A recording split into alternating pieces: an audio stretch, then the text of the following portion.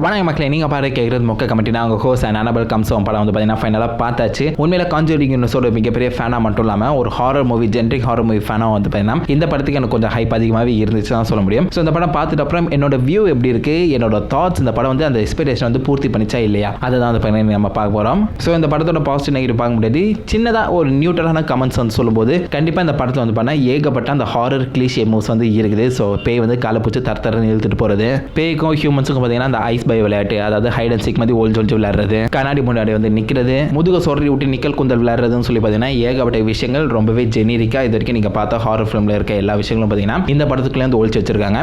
அது மட்டும் இல்லாமல் டேரக்டர் வந்து ரொம்ப புதுசுன்னு சொல்லும்போது இதுதான் அவரோட ஃபர்ஸ்ட் படம். அது கிளியர் அவங்களால பார்க்க முடியுதான்னு சொல்லி போனோம்னா அது வந்து ஓரளவுக்கு பார்க்க முடியுது தான். ஏன்னா ரொம்பவே சேஃபாக ப்ளே பண்ணியிருக்காரு. நம்ம ஜேம்ஸ் மாதிரி பெருசாக எந்த ஒரு ரிஸ்க்கும் எடுக்கிற மாதிரி தெரியல. ஸோ அதனால பார்த்தீங்கன்னா அவர் வந்து ரொம்பவே சேஃபாக தான் ப்ளே பண்ணியிருக்காரு. ஆல்சோ பட்ஜெட்னு சொல்லும்போது நிறைய விஷயங்கள் பார்த்தீங்கன்னா ரொம்பவே ப்ராக்டிக்கலாக பண்ணியிருக்காங்க. கம்ப்யூட்டர் கிராஃபிக்ஸ் சொல்லி பெருசாக ஒன்றுமே கிடையாது.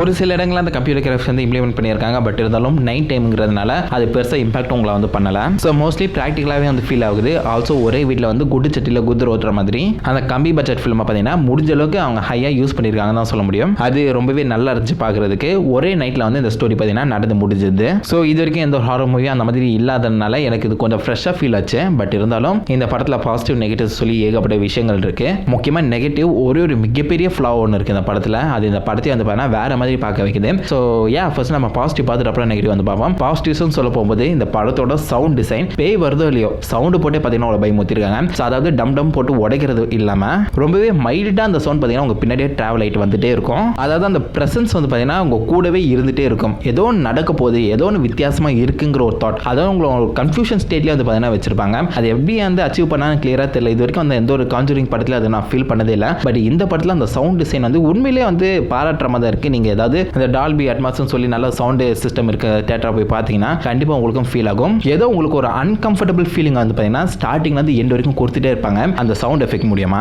அது ஒண்டர் கிளாஸாக பர்ஃபெக்டாக இருந்துச்சு.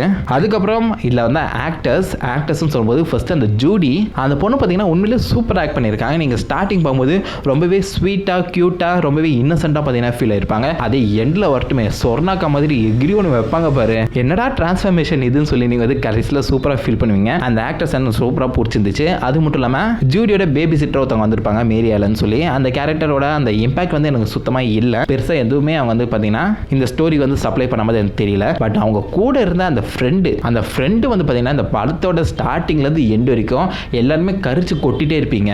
தக்காளி இவ்வளோ முதல்ல போட்டு தள்ளுங்கடா சொல்லி நீங்கள் பேய்க்கு பார்த்தீங்கன்னா சப்போர்ட் பண்ணுவீங்க. அந்த மாதிரி சூப்பராக அந்த கேரக்டருக்கு பார்த்தீங்கன்னா டெவலப் பண்ணியிருக்காங்க. ஸோ சிம்பிளாக அந்த படத்தோட தூக்கி நிறுத்தினது வந்து பார்த்தீங்கன்னா ஜூடியும் அந்த டேனியல்னு சொல்கிற அந்த கேரக்டர் தான். மேரி ஆலனோட பாய் ஃப்ரெண்ட் சொல்லி பால்ஸ்னு ஒரு கேரக்டர் வரும். அந்த கேரக்டர் அந்த படத்துக்கு பார்த்தீங்கன்னா ஹியூமர் வந்து கொடுத்துருக்காரு. ஹியூமர் கொடுக்குறது மட்டும் இல்லாமல் கடைசியில் ஹீரோய்க்கு வேலையும் பார்த்தீங்கன்னா டே பண்ணுவார். ஸோ அதுவும் அந்த கேரக்டர் ரொம்ப இன்ட்ரெஸ்டிங்காக இருந்துச்சு. இந்த படத்தில் ரொம்ப முக்கியமாக வரப்போகிற நம்ம எட் அண்ட் லொரைன் அந்த கேரக்டரோட பெர்ஃபார்மன்ஸ் எப்படி இருக்குன்னு கேட்டிங்கன்னா ஜஸ்ட் ஒரு 10 minutes தான் வந்தாங்க, அவ்வளோதான். மற்றபடி இது ஜஸ்ட் 1 minute ஸ்டோரியாக இருக்கனால அவங்களோட அந்த பெர்ஃபார்மன்ஸு அவங்களோட விஷயம் பார்த்தீங்கன்னா எதுவுமே வந்து காமிக்கல. அவங்க வர 10 minutes ரொம்ப நல்லா தான் இருந்துச்சு. பட் இருந்தாலும் இந்த படத்தோட மெயின் ஸ்டார்னா கண்டிப்பாக நம்ம ஜூடி தான். அதுக்கப்புறம் இந்த படத்தில் ஆல்ரெடி நான் சொன்ன மாதிரி ஏகப்பட்ட கிளீஷேஸ் இருக்கு, ஹாரர் மூவிங்க வந்து பார்க்குற மாதிரி தான் இருக்கு. பட் இருந்தாலும் நிறைய புது விஷயங்களை பார்த்தீங்கன்னா ட்ரை பண்ணியிருக்காங்க. முன்னாடியே சொன்ன மாதிரி சவுண்ட் டிசைன் ரொம்பவே சூப்பராக இருந்துச்சுன்னு சொல்லியிருந்தேன். சரி, அந்த சவுண்ட் டிசைன்லேயே பூந்து விளாட்லான்னு நினச்சி பார்த்தீங்கன்னா அது கேட்ட மாதிரி சீன்ஸே வந்து பின்னி வச்சிருக்காங்க. ஸோ பேய் வரலன்னா கூட அந்த சீன் அந்த சவுண்ட் டிசைன் இது எல்லாமே ஒன்றா சேர்த்து இந்த படத்தை ரொம்ப ஷார்ட் படம் தான் நினைக்கிறேன். பட் இருந்தாலும் கொஞ்சம் லென்த் அவங்களை வந்து ஃபீல் பண்ண வைக்குது. இந்த படத்தை முடிச்சு தொலைங்கடா, அதாவது ஒரு ரோலர் கோஸ்டர் நீங்கள் போகும்போது எப்படா அந்த கோஸ்டர் எடுத்து முடியும் சொல்லி சில பேர் ஃபீல் பண்ணுவோம். அதே மாதிரி இந்த படம் பார்த்தீங்கன்னா ஃபீல் ஆச்சு. ஒரு ஹாரர் மூவிக்கு அதுதான் தேவைன்னு நான் நினைக்கிறேன். ஸோ அந்தளவுக்கு பர்ஃபெக்டாக பண்ணியிருக்காங்க. சில பல சீக்வன்ஸில் நிறைய ட்விஸ்டே வந்து பார்த்தீங்கன்னா அடிச்சிருக்காங்க. உண்மையிலே அதெல்லாம் வந்து சூப்பராக தான் இருந்துச்சு. அண்ட் ஃபைனலி இந்த படத்தில் வந்து பார்த்தீங்கன்னா நான் முன்னாடியே சொன்ன மாதிரி அனபல் வந்து பேயா வரமாட்டாங்க. அவங்க ஜஸ்ட் ஒரு டோர் மாதிரி தான். ஸ்பிரிட் வேர்ல்டுக்கும் நம்ம வேர்ல்டுக்கும் இருக்க சின்ன ஒரு டோர். அந்த டோரை வந்து உடைக்கவும் முடியாது. உடைச்சா அஃப்கோர்ஸ் அந்த டோர் இல்லாமல் எல்லா ஸ்பிரிட்ஸும் ஈஸியாக வந்துட்டு போயிட்டு இருக்கோம். அதே மாதிரி அந்த டோரை யாரும் தொடவும் கூடாது. தொட்டா அஃப்கோர்ஸ் ஜோலி முடிஞ்சுது.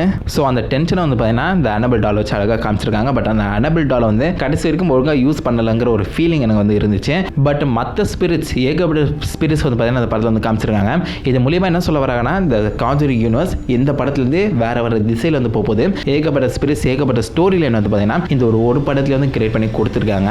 எல்லா பேய்களுக்கும் தனித்தனி பர்சனாலிட்டி கொடுக்குறது மட்டும் இல்லாமல் சில பேய்களோட அந்த பேக் ஸ்டோரி வந்து பார்த்தீங்கன்னா 10 to 15 minutes அந்த சீக்வன்ஸ்லேயே வந்து ரொம்ப அழகாக காமிச்சிருக்காங்க. ஸோ ஏகப்பட்ட பேய்கள் சிம்பிளாக ஒரு 5 to 6 வந்து புது பேய்களை வந்து பார்த்தீங்கன்னா இந்த படத்தை வந்து இன்ட்ரடியூஸ் பண்ணியிருக்காங்க. கண்டிப்பாக அந்த பேய்களுக்கு புது புது படங்கள் வந்து பார்த்தீங்கன்னா ஒரு ஸ்பின் ஆஃப் படங்கள் வந்து ஃபியூச்சரில் வரப்போகுது. கண்டிப்பாக வரும். கண்டிப்பாக நீங்கள் வந்து கான்ஜூரிங் யூனிவர்ஸ் ஃபேன்ஸாக இருந்தீங்கன்னா இந்த படத்தை மிஸ் பண்ணாமல் பார்க்கணும். ஏன்னா இந்த படத்துல இருந்து ஏகப்பட்ட புது ஸ்டோரி லைன்ஸ் வந்து பார்த்தீங்கன்னா டெவலப் ஆக போகுது. அந்த வகையில் இந்த படம் ரொம்பவே ஒரு முக்கியமான படம். ஸோ எல்லா பாசிட்டிவ்ஸ் வந்து மென்ஷன் பண்ணிட்டேன்னு நினைக்கிறேன். நெகட்டிவ்ஸ்னு சொல்லும்போது ஒரு மிகப்பெரிய நெகட்டிவ் ஃப்ளா வந்து இருக்குன்னு சொன்ன பார்த்தீங்களா, அது இந்த படத்தில் இருக்க அந்த அதிகப்படியான பேய் தான். ஸோ ஏகப்பட்ட பேயை வந்து காமிச்சிருக்காங்க. ஒவ்வொன்றுத்துக்கும் பார்த்தீங்கன்னா தனித்தனி பர்சனாலிட்டி கொடுக்கணும்னு சொல்லி வித்தியாசமான தனித்தனி சீக்வன்ஸ் வந்து கொடுத்துருக்காங்க. பட் அதுவே வந்து இந்த படத்தில் ரொம்ப ரேண்டமாக ஃபீல் ஆச்சு. சிம்பிளாக சொல்ல போனால் அந்த படத்துக்குன்னு ஒரு ஸ்டோரியே கிடையாது.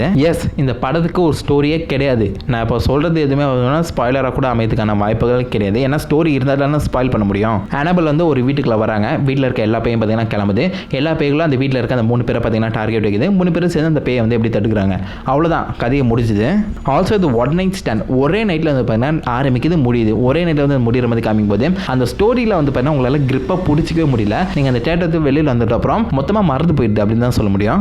ஞாபகம் வச்சுக்கிற மாதிரி அந்த பேய்களோட அந்த சீன்ஸ் தான் இருக்குது. ஸோ சிம்பிளாக 4-5 யூடியூப் வீடியோஸை ஒன்றா சேர்த்து கிளிக் பண்ணி போட்டால் எப்படி இருக்குமோ, அதாவது ரேண்டமாக ஃபீல் ஆச்சுன்னு சொல்ல வரேன். எல்லா சீக்வன்ஸும் வந்து பார்த்தீங்கன்னா ரொம்பவே ரேண்டமாக ஃபீல் ஆச்சு. தனித்தனியாக இது வந்து எல்லாத்தையும் ஒன்றா எடுத்து ஸ்டிச் பண்ண மாதிரி தான் பார்த்தீங்கன்னா ஃபீல் ஆச்சு. ஒரு ஸ்டோரி இருக்க ஃபீலிங்கே சுத்தமாக வரல. இந்த படம் கான்ஜூரிங் யூனிவர்ஸில் ஒரு முக்கியமான படமாக இருக்குது. அந்த சமயத்தில் எதுக்கு இந்த மாதிரி பண்ணாங்க, இதை கொஞ்சம் நல்லாவே பண்ணியிருக்கலாமே அப்படிங்கிற ஒரு தாட் கண்டிப்பாக எல்லாருக்குமே வந்திருக்கும். ஆல்சோ ஸ்டோரி இல்லைங்கிற ஒரு பக்கம் இருந்தாலும் இந்த படம் வந்து ரொம்பவே கம்மி பட்ஜெட் ஃபிலிம், அது ஆல்ரெடி ஃபீல் பண்ண முடியுதுன்னு சொல்லியிருந்தேன். ஸோ கடைசியாக அந்த அனபல் டீமன் காமிக்கும் போது எனக்கு நிறைய பேர் பார்த்துருப்பீங்கன்னு நினைக்கிறேன். நம்ம கலைஞர் டிவியில் மாநாட மயிலாடன் ஷோ போட்டிருப்பாங்க. அதில் கோகுல்னு ஒரு கேரக்டர் வந்திருக்கும். அந்த கேரக்டரோட மூஞ்சியை பார்க்குற மாதிரி எனக்கு வந்து தெரிஞ்சுது. ஸோ சீப்பாக ஃபீல் ஆச்சு. சிம்பிளாக சொல்ல போனால் அந்த ப்ராக்டிக்கல் எஃபெக்ட் ரொம்ப கஷ்டப்பட்டு தான் பண்ணியிருக்காங்க. பட் இருந்தாலும் ரொம்ப சீப்பாக ஃபீல் ஆச்சு. இதுக்கு முன்னாடி வந்து நம்ம கான்ஜூரிங் படத்தில் வாளுக்கு வந்து அவங்க வந்து பார்த்தீங்கன்னா நார்மலாக மேக்கப் தான் போட்டிருப்பாங்க. பட் இருந்தாலும் அவளோட அந்த ப்ரெசன்ஸ் வந்து பார்த்தீங்கன்னா ரொம்பவே கிரிப்பிங்காக இருந்திருக்கும். பட் இதில் அப்படி ஃபீலே ஆகலை. இதோ வந்துட்டாண்டா அப்படிங்கிற ஒரு தாத்தா வந்து பார்த்தீங்கன்னா எல்லாருக்குமே இருந்துச்சு. என்ன சொல்ல வரேன்னு சொல்லி புரியும் நினைக்கிறேன். ஆல்சோ ஒரே வீட்டில் வந்து பார்த்தீங்கன்னா இது வந்து ஆரம்பிச்சு முடிகிற மாதிரி காமிச்சிருக்காங்க. பெருசாக எங்கே வந்து போன மாதிரி தெரியல. ஸோ சில சீக்வன்ஸ் பார்த்தீங்கன்னா ரொம்பவே ரெப்பிட்டேட்டிவாக இருந்துச்சு. ஸோ ஸ்லோவாக இந்த படம் வந்து பார்த்தீங்கன்னா ஒரு சீக்வன்ஸ், அது சீக்வன்ஸும் சொல்லும்போது ஒரு பேயை வந்து பார்த்தீங்கன்னா பயமுறுத்துற சீன்னு சொல்லலாம். நன் படத்தில் வந்து நான் உங்களை பயமுறுத்த போகிறேன்னு சொல்லிட்டு பார்த்தீங்கன்னா பயமுறுத்துற மாதிரி நிறைய சீக்வன்ஸ் வந்து வச்சிருப்பாங்க. பட் எந்த படத்தில் அது வந்து ரொம்பவே ஸ்லோவாக ஸ்டார்ட் ஆகுது. ஸோ எந்த பயமுறுத்த போகிறாங்கன்னு சொல்லி நீங்கள் வந்து பார்த்தீங்கன்னா கெஸ் பண்ணிட்டு இருக்க மாதிரி ஃபீல் ஆகுது. ஸோ பயமுறுத்த போகிறேன்னு சொல்லலை, அவங்க பயமுறுத்துற சீன் ஒன்று வரப்போது, எங்கே வரப்போகுதுன்னு கண்டுபிடிங்க பார்க்கலாம் அப்படின்னு நம்மளுக்கு ஒரு சேலஞ்ச் விடுற மாதிரி பார்த்தீங்கன்னா அந்த சீக்வன்ஸில் இருக்குது. ஸ்லோவாக ஸ்டார்ட் ஆகுது, திடீர்னு பயமுறுத்துறாங்க. அதுக்கப்புறம் பார்த்தீங்கன்னா திருப்பி அடுத்த சீக்வன்ஸ் வந்து ரொம்பவே ஸ்லோவாக ஸ்டார்ட் ஆகுது. இந்த மாதிரி ஒரு 4-5 சீக்வன்ஸ் ஒன்றா சேர்த்து இந்த படத்தை பார்த்தீங்கன்னா எடுத்து முடிச்சிருக்காங்க.